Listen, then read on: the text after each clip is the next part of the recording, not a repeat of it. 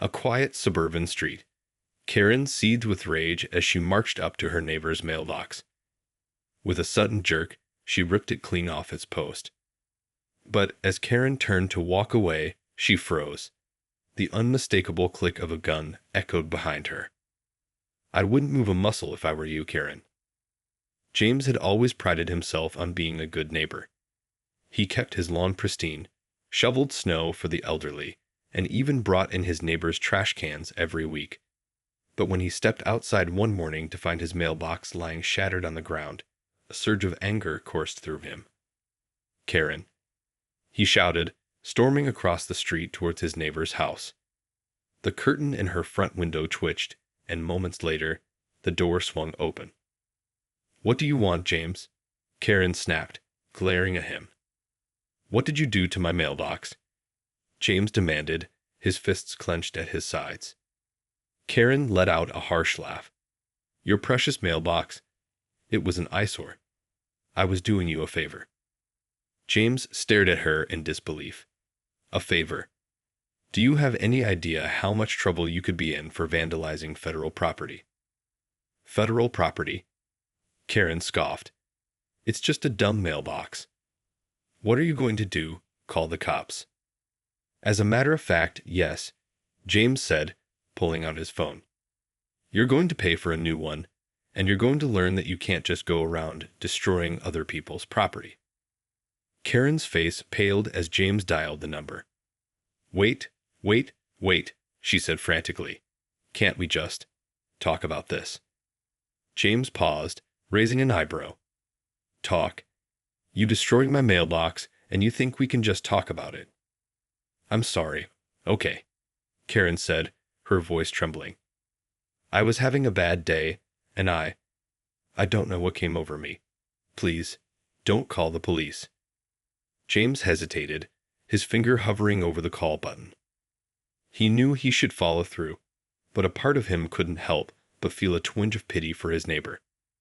"Karen, I'm going to give you one chance to make this right. You're going to buy me a new mailbox, and you're going to install it yourself. If you don't, I'm calling the cops, and you can bet they won't be as lenient as I'm being." Karen's eyes widened, and she nodded frantically. Okay, I'll do it. Just, please, don't call the police." James let out a sigh, tucking his phone back into his pocket. "You've got 24 hours, Karen. If that mailbox isn't up by this time tomorrow, I'm calling the authorities." With that, he turned and headed back to his house, leaving Karen standing on her porch, her face a mixture of relief and dread. The next day, James stepped outside to check on the progress of his new mailbox. To his surprise, there it stood, freshly installed and gleaming in the morning sunlight. He approached it cautiously, half expecting it to be another of Karen's tricks. As he got closer, he noticed a small envelope tucked into the flag. Furrowing his brow, he pulled it out and tore it open.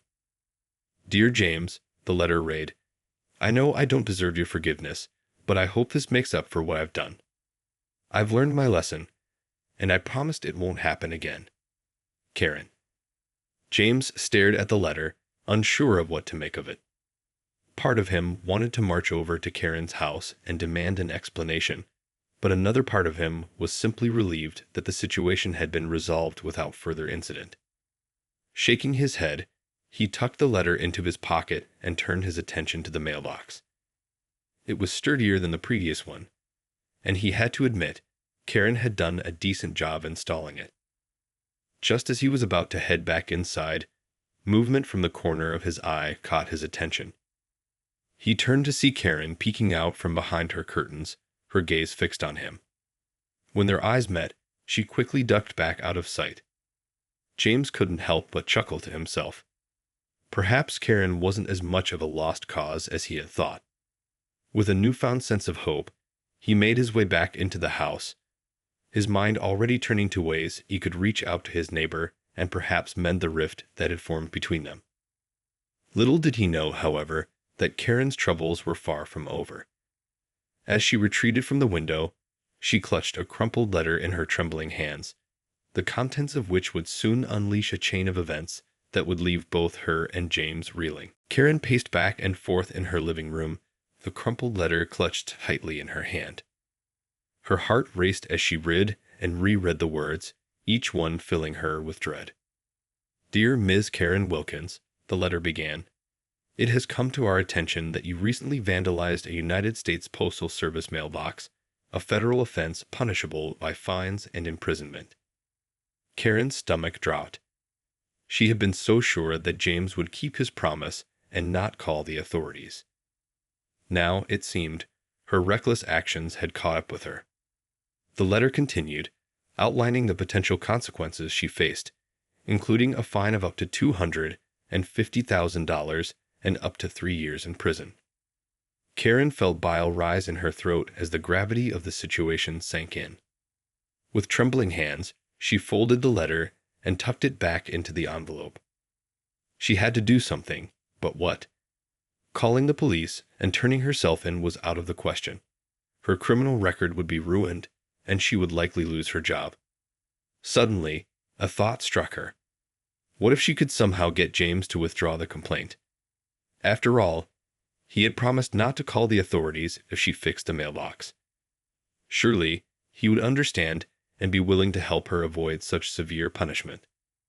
Determined, Karen strode out of her house and marched across the street to James' front door. She took a deep breath, then rang the doorbell, steeling herself for the confrontation to come. When James opened the door, his expression quickly shifted from surprise to wariness. "Karen, what are you doing here?" "James, we need to talk," Karen said, her voice trembling slightly. I got a letter from the Postal Service. They know what I did to your mailbox, and they're threatening to fine me and send me to prison." James' eyes widened, and he ushered her inside, closing the door behind them. "Prison? Karen, what did you do?" "I'm so sorry, James," Karen said, her eyes filling with tears. "I thought I could just fix the mailbox and be done with it, but now they're saying I could be fined and jailed. Please, you have to help me. You have to withdraw the complaint." James stared at her, his brow furrowed. "Karen, I don't know if I can do that. Tampering with federal property is a serious offense. I could get in trouble too for not reporting it." "But you promised," Karen cried, her desperation palpable. "You said you wouldn't call the cops if I fixed a mailbox, and I did. Please, James, you have to help me. I can't go to prison." James hesitated, torn between his desire to help his neighbor and the knowledge that he was legally obligated to report the crime. He knew that if he tried to cover for Karen, he could face his own consequences. "Karen, he began, but the sound of a car pulling into the driveway cut him off. They both turned to see a police cruiser pulling up to the curb. Karen's face drained of color, and she looked at James with wild, pleading eyes. "Please, James, you have to do something." James' heart raced as the police officer approached the front door. He glanced at Karen, her face etched with fear, and knew he had to make a decision. "Stay here," he whispered to her, then took a deep breath and opened the door. "Good afternoon, officer," James said, trying to keep his voice steady. "How can I help you?" The officer, a stern-looking man in his 50s, fixed James with a penetrating stare. "Mr. Delaney, we've received a report of vandalism to a United States Postal Service mailbox on this property. Is that correct?" James felt the lump in his throat. "Yes, officer, that's correct. The mailbox was damaged a couple of days ago." The officer nodded. "And have you filed a formal complaint with the Postal Inspection Service?" James hesitated, glancing back at the living room, where Karen was no doubt listening intently. I'm not sure," he lied. "I was planning to look into that today, actually." The officer's brow furrowed. "I see. Well, in that case, I'll need you to come down to the station and make an official statement. We take any tampering with federal property very seriously." James swallowed hard. "Of course, officer. I'll be right there." As the officer turned to leave, James caught a glimpse of Karen, her eyes wide with relief. He felt a pang of guilt, knowing that he had just lied to protect her. But in that moment, he couldn't bring himself to do anything else. Once the police car had pulled away, Karen rushed to James' side, grabbing his arm. "Thank you, James. I can't believe you didn't tell him." James shook his head, his expression somber. "Karen, I can't keep covering for you. This is a serious crime, and if I get caught lying, I could be in trouble too." "But you have to," Karen pleaded. "I can't go to prison, James. My life will be ruined." "Karen, I'm sorry, but I can't help you anymore," James said firmly. "You need to turn yourself in and face the consequences." Karen's face crumpled, and she stepped back, shaking her head. "No, no, no. You can't do this to me, James. You have to help me." "I'm sorry, Karen, but this is out of my hands now," James said, his voice laced with regret. "You made a mistake, and now you have to own up to it." With that, he closed the door, leaving Karen alone on his porch, her cries of anguish echoing through the quiet neighborhood. As James sank into a chair, he felt a deep sense of guilt and unease. He knew he had done the right thing, but the thought of Karen facing such severe consequences weighed heavily on his conscience. He could only hope that she would find the courage to face her actions and make amends. Karen paced frantically in her living room, her mind racing with panic and desperation. James had refused to help her, and now the police were involved. She knew she had to act fast before the authorities caught up with her. Suddenly, a thought struck her. What if she could somehow convince the Postal Inspection Service to drop the charges? Surely, they would be willing to show some leniency if she agreed to make full restitution. Grabbing her car keys, Karen raced out of the house and sped towards the local Postal Inspection Service office. As she pulled into the parking lot, her hands trembled with anxiety, but she steeled her resolve. This was her last chance to avoid the dire consequences she faced. The office was small and nondescript, and Karen felt a tightness in her chest as she approached the front desk. "Excuse me, I need to speak with someone about a vandalism case involving a mailbox," she said, her voice quivering. The woman behind the desk eyed her warily. "Do you have an appointment?" "No, but this is an urgent matter," Karen pleaded. "I'm the one who damaged the mailbox, and I'm here to try and make things right." The woman's expression hardened. "I see. Just a moment, please." She picked up the phone and spoke in hushed tones, casting occasional glances in Karen's direction. After a few minutes, a tall, stern-looking man emerged from a back office. "Ms. Wilkins, I presume," he said, his voice laced with authority. Karen nodded, her heart pounding. "Yes, that's me. I want to apologize for what I did and see if there's any way we can resolve this without me facing criminal charges." The man fixed her with a piercing stare. "Ms. Wilkins, tampering with federal property is a serious offense. You're looking at significant fines and potentially even jail time." Karen felt a lump in her throat. I know, and I'm so sorry. I'll pay for a new mailbox, and I'll do whatever it takes to make amends. Please, is there any way you can drop the charges?" The man shook his head. "I'm afraid that's not possible. The Postal Inspection Service takes these matters very seriously, and we have a duty to uphold the law." Karen's heart sank. But I'll lose my job if I have a criminal record. Isn't there anything you can do?" "I'm sorry, Ms. Wilkins, but the decision has been made," the man said, his expression unwavering. "You'll be hearing from us again soon with the details of your charges and the next steps." With that, he turned and disappeared back into the office, leaving Karen standing in the lobby, her face etched with despair. As she walked back to her car, Karen felt a wave of hopelessness wash over her. She had tried to make things right, but it was too late. The consequences of her actions were about to catch up with her, and she had no one to blame but herself. The next few days passed in a blur for Karen. She waited anxiously for the inevitable knock on her door, her nerves frayed and her sleep fitful.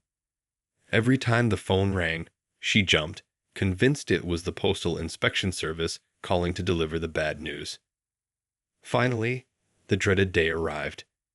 Karen was at home, staring blankly at the television, when a sharp rapping on the front door jolted her to attention.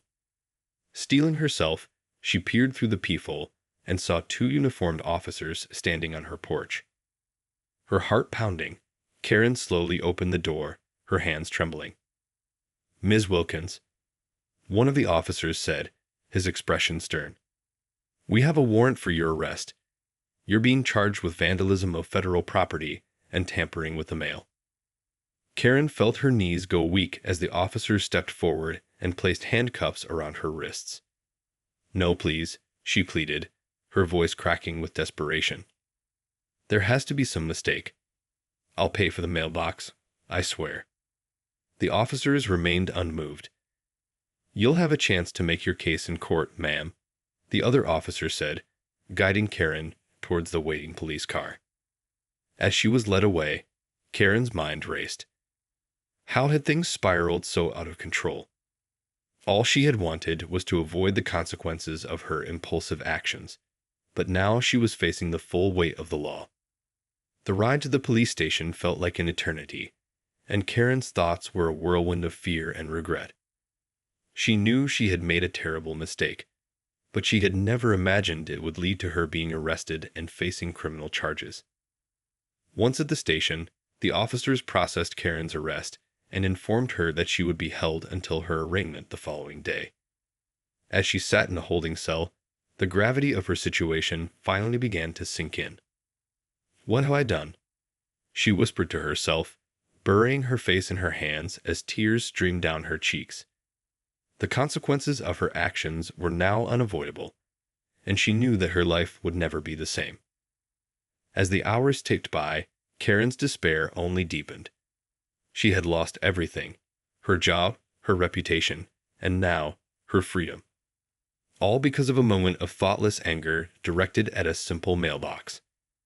With a heavy heart, Karen resigned herself to the fact that she would have to face the consequences of her actions, no matter how severe they might be. In that moment, she knew that the only way forward was to confront her mistakes head-on and try to make amends, however difficult that might be. The next morning, Karen's heart raced as she was led into the courtroom for her arraignment. She scanned the room, hoping to catch a glimpse of James, but he was nowhere to be seen. With a sinking feeling, she realized that she was truly alone in this ordeal.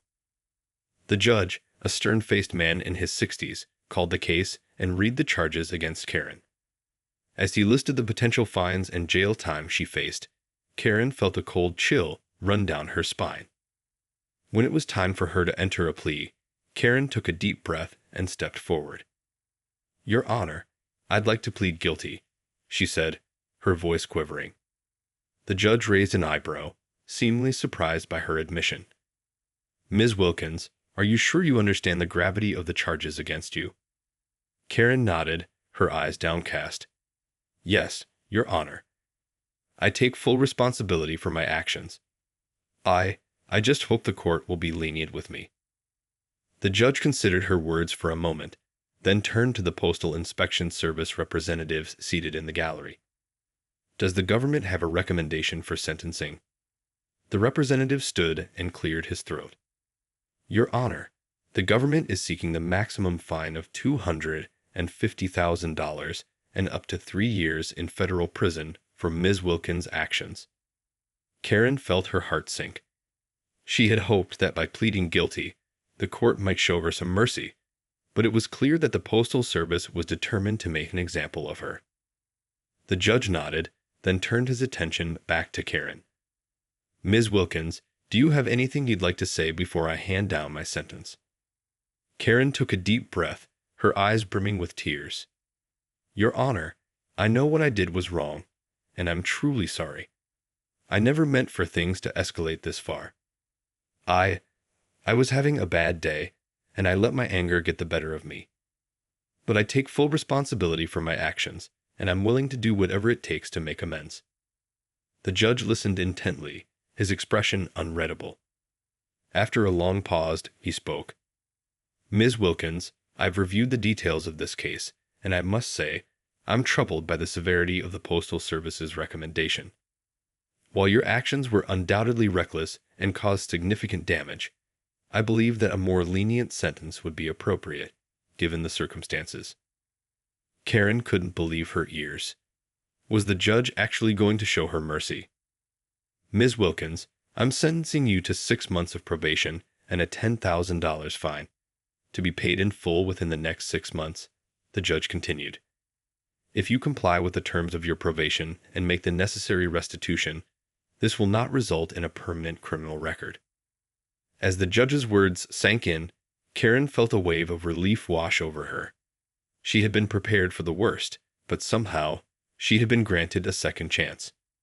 Thank you, Your Honor, she said, her voice thick with emotion.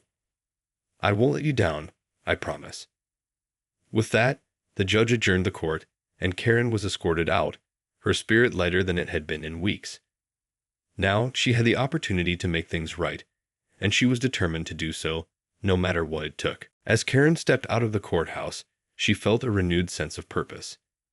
The judge's lenient sentence had given her a second chance, and she was determined not to squander it. Immediately, she set to work on making amends. First, she reached out to James, hoping to apologize in person and thank him for not pressing charges. When James opened the door, Karen could see the surprise and hesitation in his eyes. Karen, what are you doing here? James, Karen's voice trailed off as she struggled to find the right words. I wanted to say I'm sorry. For everything. And to thank you for not turning me in.